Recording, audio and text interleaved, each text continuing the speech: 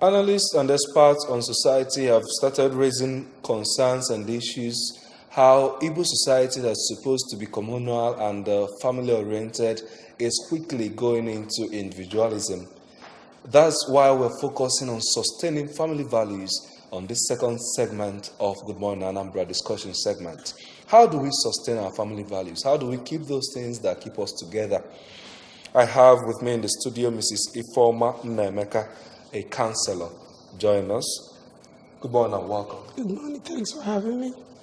I also have a community leader, Sir Ogo Ezono, also here with us. Good morning. Thank you very much. IJ is still here, and together we're going to look at this second topic, sustaining family values. Yes, we are. All right.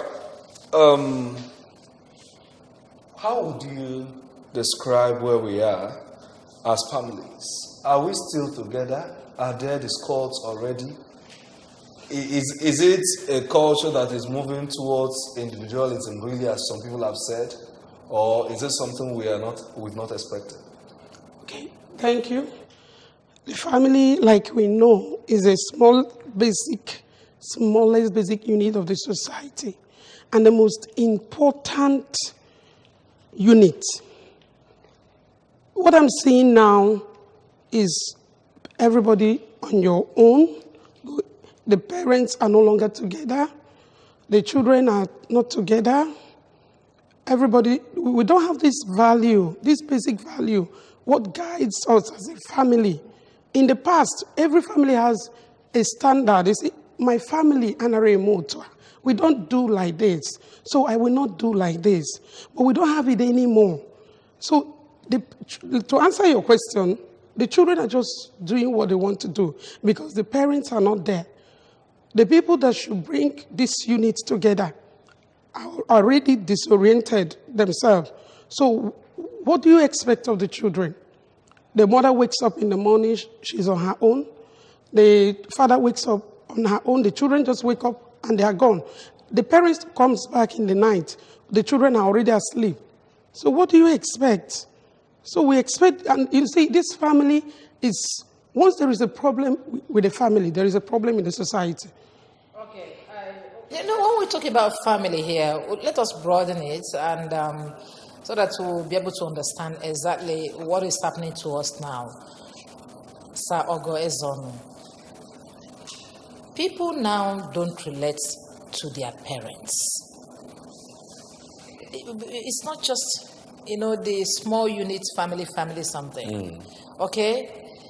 I know in those days, that's the way we take care of our parents. Is that somebody is left, one of them, not hired nanny, is left to take care of. Or the mama starts living with the daughters from this person's to the other person's.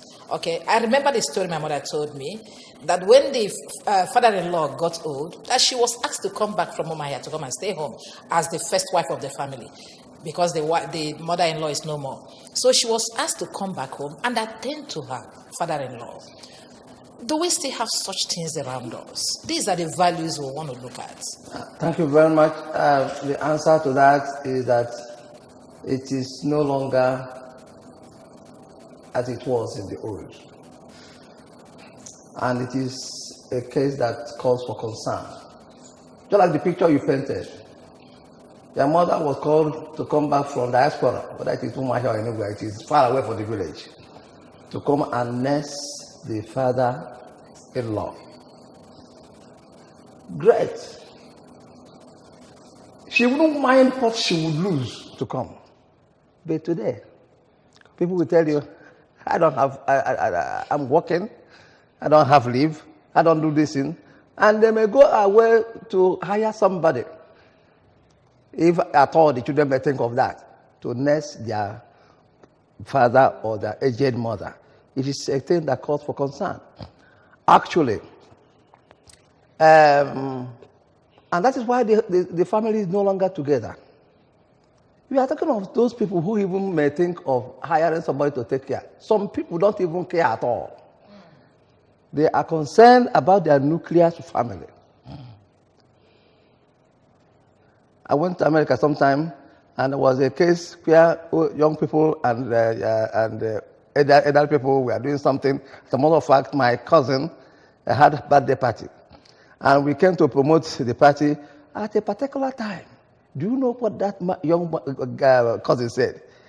Man, it's time for young people to stay together. Oh, hey, you get away and let us enjoy. Oh, hey, you know the meaning of oh, hey? Old heads. That old heads move. Let the young heads go ahead. You can now see how they describe their parents. Oh, hey, you get away, you guys cannot take their time. So they no longer have that value.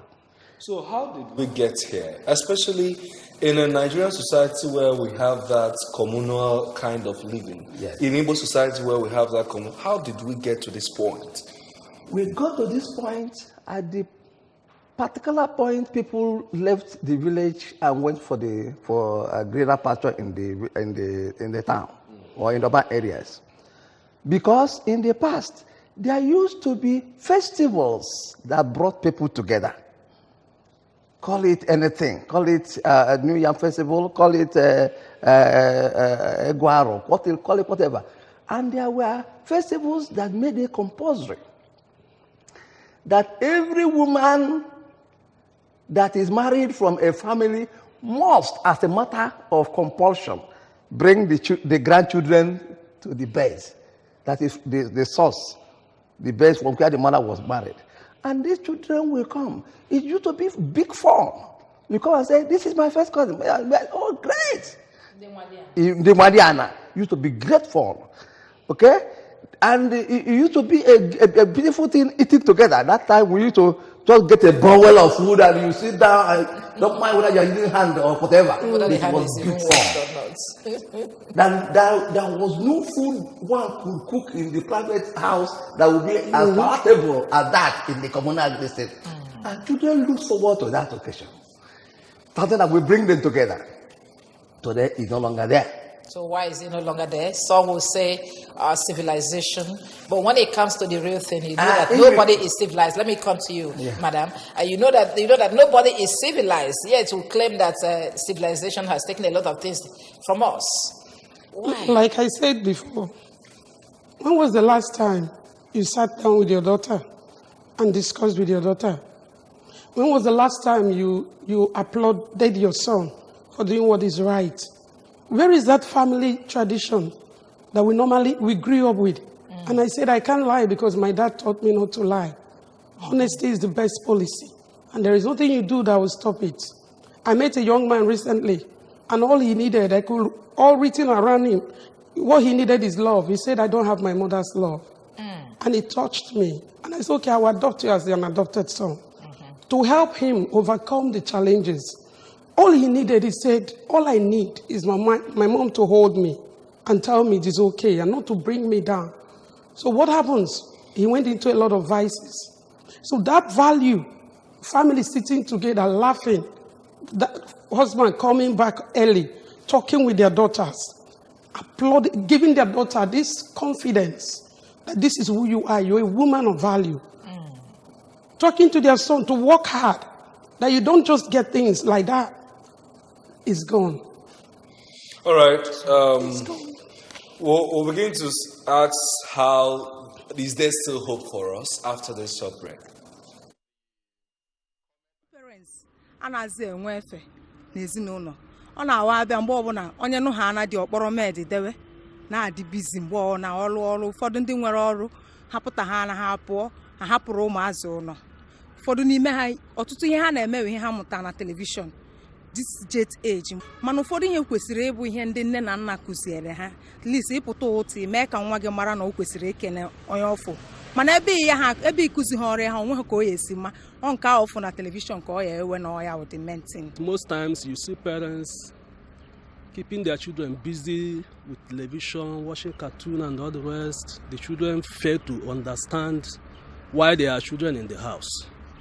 Reason because their parents have spoiled them by giving them all those unnecessary things. I call it unnecessary things because watching cartoon and all the rest at home is not needful. It is the duty, mostly we mothers, to teach our children how to greet the elderly ones, how to respect them, how to do the things that we are supposed to do, then our society will be coming up the way we want it. We advise parents and schools. Most of the time, schools, they don't do what they're supposed to do this time. In olden days, teachers are monitoring their children. But today, it's no more. Teachers will like their children to bring this, instead of teaching them what they're supposed to teach. It's what you have, you will give. If the parents are rough, the children will be rough. Because if the mother did not give them the motherly care and the training, that normal one, from age 1 to 3, by the time the children develop characters, it's too hard. Even the teacher will try, but it's supposed to start from the home. We are so careless now that some don't even know when their children wake up. Before the children wake up, they have gone, leaving the house help. The children are the mercy of the house help. Sometimes even the house help is not trained. Parents are not even there to teach these kids what values are. You understand? So I think first of all, the parents need to start spending more time with these kids. Get to spend time with them, nurture them, teach them the way to go. Even the Bible says, train up a child in a way that he should go, and when he's grown, he won't depart from that.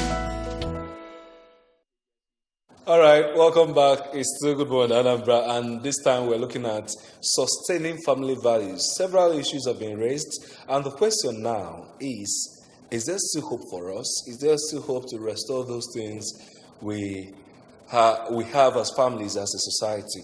And I'll start again with you, Sir Ogezono. With the rate of increasing single parenting we are having, and several other examples, is there still hope for us? Well, the answer is yes. There is hope. But this hope should be anchored on the understanding of people towards this menace we are facing. Because this menace, if people are conscious of this situation, which is not leading us to a better level, then we shall all think of what shall we do to correct it.